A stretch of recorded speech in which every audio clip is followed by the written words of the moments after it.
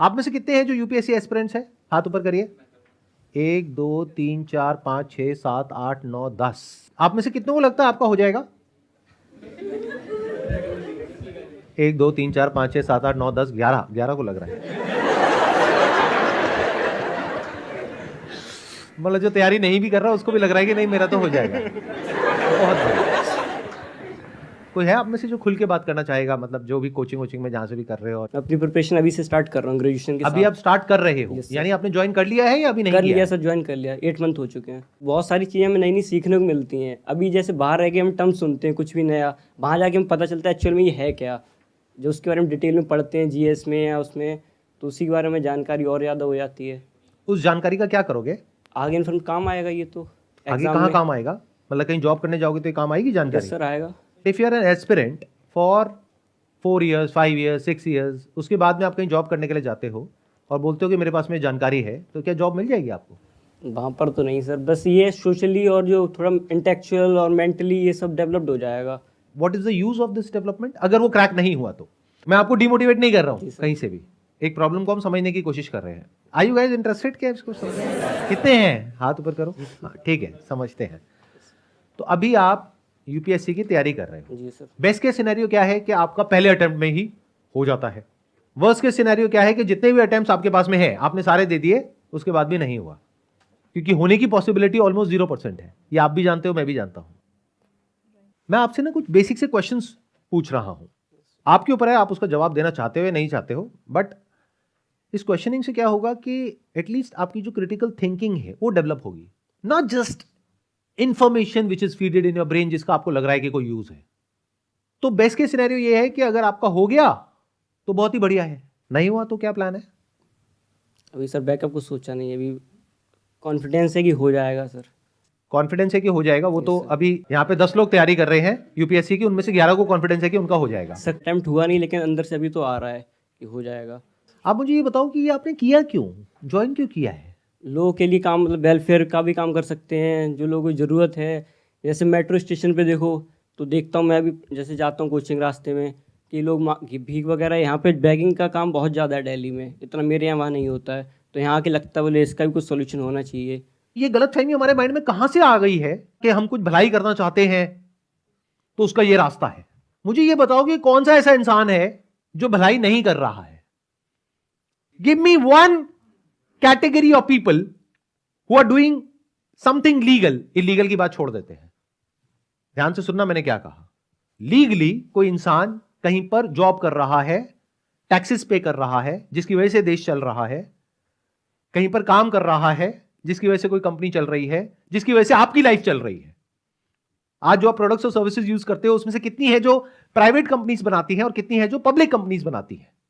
Majority of products and services that you are using, जिसके base पे आपकी life टिकी हुई है, वो प्राइवेट कंपनीज चलाती है। तो जो उस पूरे इंफ्रास्ट्रक्चर को संभाल रहे हैं, क्या वो पब्लिक वेलफेयर नहीं है? क्या एक डॉक्टर जो कहीं पर काम कर रहे हैं, चाहे प्राइवेट क्लिनिक है, चाहे किसी गवर्नमेंट हॉस्पिटल में है, चाहे प्राइवेट हॉस्पिटल में है, क्या वो पब्लिक वेलफेयर नहीं है? क्या उसके बिना हमारा देश चल जाएगा?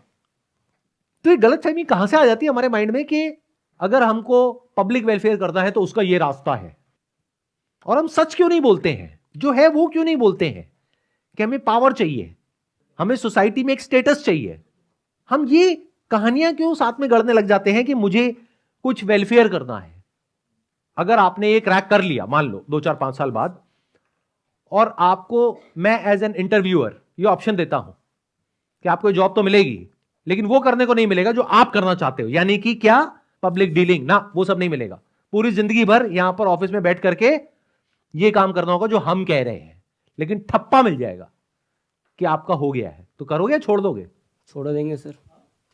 कुछ दिन तो सर अच्छा लगेगा, ठीक है नया नया मिल रहा है, उसके बाद अंदर से फिर आएगा जो करना चाह रहे थे वो तो कर ही नहीं रहे हैं। जिस गोल को पाने में आपने 5 साल लगाए, आप कह रहे हो उसको पाने के बाद में मैं छोड़ दूंगा? वो तो सर एक यूपीएससी का रास्ता है, जो करना है वो जब वही नहीं कर पा रहे हैं तो फिर क्या फायदा है? तो फिर वो क्यों रास्ता है? और भी बहुत सारे रास्ते हैं, जिसको करना है उसके लिए तो बहुत सारे रास्ते हैं, वही क्यों रास्ता है?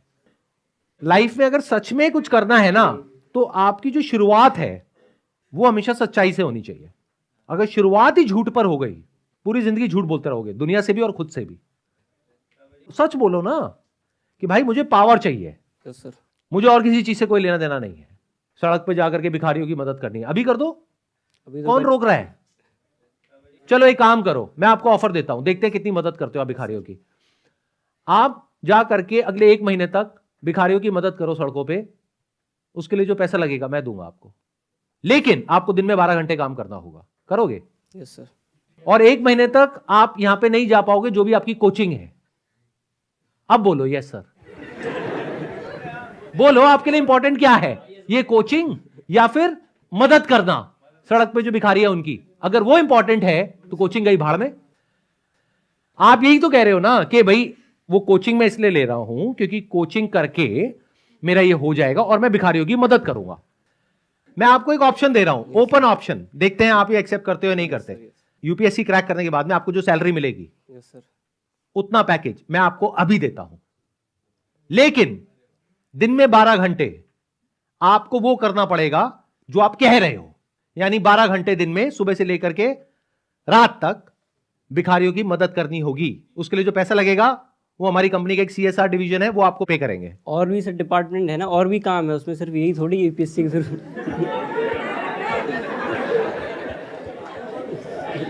जैसे और कौन सा डिपार्टमेंट है? और भी एक मिनट सुनो सुनो सुनो। हाँ, और भी लोग हैं जरूरतमंद, जिन्हें ये जरूरी नहीं है भिखारी, और भी लोगों का है। नहीं, भिखारियों को आपकी जरूरत है या नहीं है? भिखारियों के लिए आपको उन्हें कुछ तो करना है, है नहीं करना उन्हें है? है सर, और भी है ना। देखो और भी तो फिर और तो बहुत कुछ है, सबका तो आप मदद कर भी नहीं सकते, एक जिंदगी कम पड़ जाएगी। एक जिंदगी में एक कैटेगरी को आपको चूज करना होगा जो आपके लिए सबसे इंपॉर्टेंट है, उसको जो आपको मदद करनी है वो मुझे बताओ किसको करनी है। और मैं आपको ये कह रहा हूं, ये कोचिंग वोचिंग छोड़ो, आपको जो करना है 5-10 साल बाद वो अभी करो और फ्रीली करो।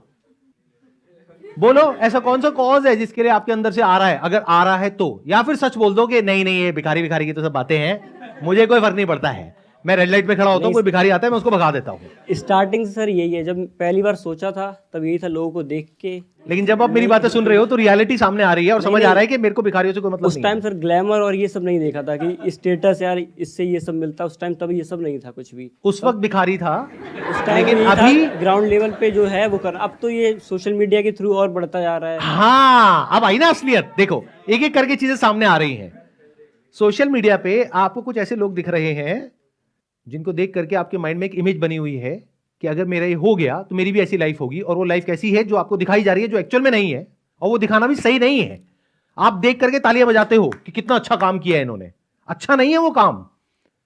वो बिल्कुल ऐसा है जैसे नायक मूवी में नहीं होता कि अभी की अभी इंसाफ, सीधा गाड़ी से उतरे, बढ़िया सा पीछे म्यूजिक लगा हुआ है स्लो मोशन में, हाँ भाई तू क्या कर रहा है, चल यहां से निकल।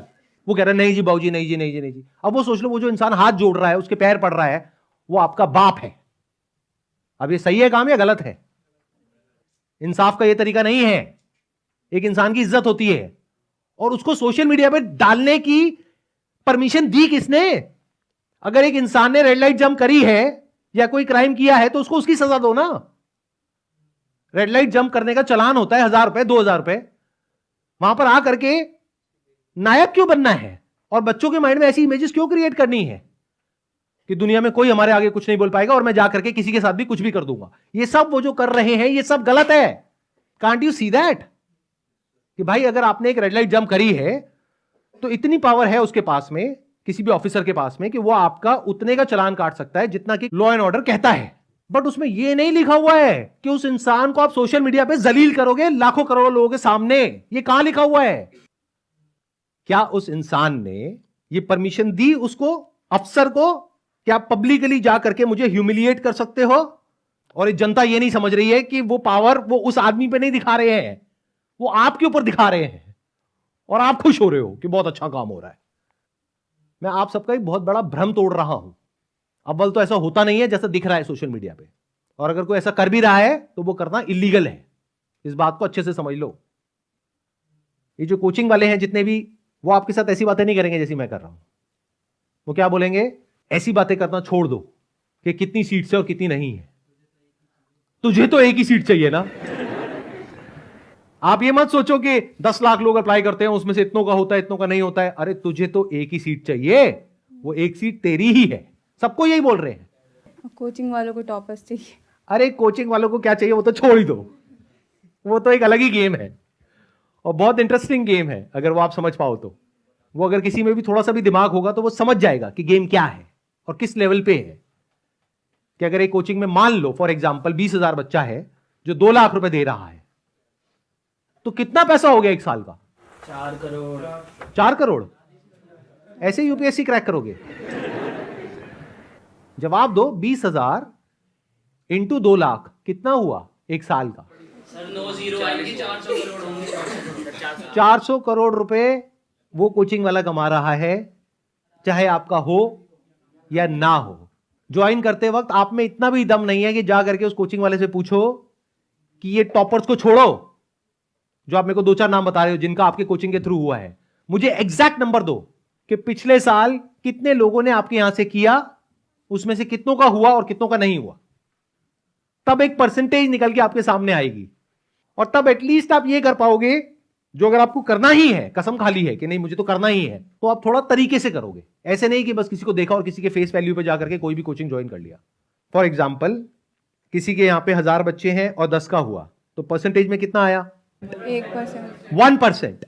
किसी के यहां पे 10,000 बच्चे हैं और 20 का हुआ, तो कितना परसेंट है? 0.2।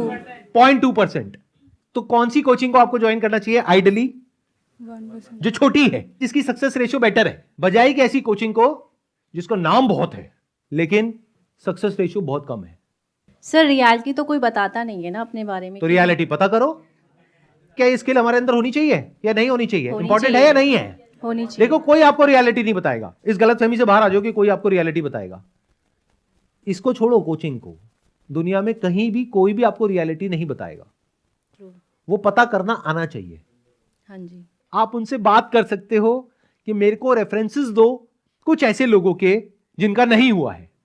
सही क्वेश्चन पूछना तो सीखो। हम जाकर के वहां पे क्या कहेंगे कि हमें रेफरेंस दो ऐसे किसी का जिसका हो गया है, क्या मैं उनसे बात कर सकता हूं आपकी कोचिंग को ज्वाइन करने से पहले? और वो पहले तैयार है इस क्वेश्चन के लिए। वो कहेंगे आगे एक और बेवकूफ, लो करो बात। और वो बंदे बात करने के लिए तैयार बैठे, अरे बहुत बढ़िया है जी, बहुत बढ़िया है। आप क्वेश्चन ही बेकार के पूछते हो, हमें पता ही नहीं कि इंफॉर्मेशन को निकालते कैसे है। उनसे जाकर के बोलो कि मुझे नहीं पता करना कि आपके यहां पे कितनों का हुआ है, क्योंकि मुझे नहीं पता कि उनका एक्चुअल में आपके यहां से हुआ भी है या नहीं हुआ है। I don't know that. हो सकता है कहीं और से हुआ है, सेल्फ स्टडी करके हुआ है और नाम आपका आ रहा है। तो मुझे बस 10 ऐसे लोगों का नंबर दे दो जिनका नहीं हुआ है। मतलब वहां पे जो बच्चे पढ़ रहे हैं, अगर बाहर आप जाकर के एक दिन के लिए जासूसी करो, वहां पे बाहर खड़े हो जाओ जहां पे पान की दुकान होगी, चाय की दुकान होगी, वहां पे जाकर के उन बच्चों से बात करो तो बहुत कुछ आपको समझ आ जाएगा। चाहो तो बहुत कुछ पता कर सकते हो, वो अलग बात है कि हम करते नहीं है। Yes. As simple as. Please have a seat. Thank you sir. Thank you so much for coming.